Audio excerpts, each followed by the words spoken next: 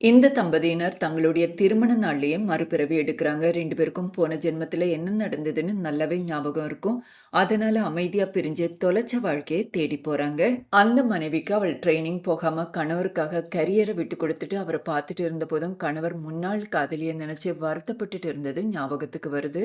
அந்த மனைவி எவ்வளவு தியாகம் பண்ணாலும் கணவன் அவளை இழிவா தான் பார்த்தான். காதலி கூட ஃபாரின் போக முடியலையேன்னு நினைச்சு அடிக்கடி வருத்தப்பட்டுட்டு இருப்பான். இப்ப அந்த கணவர் முன்னாள் காதலிய தேடி அப்ராட் போகிறாரு. இந்த பொண்ணு தன்னுடைய படிப்பை கண்டினியூ பண்ணி ஒரு ஃபேமஸான டாக்டர் ஆகுறா. ஒரு நாள் அந்த பொண்ணு கூட படிச்சவங்க கிட்ட இருந்து ரீயூனியனுக்கான இன்வைட் வரும். அந்த பொண்ணும் அங்க போறா.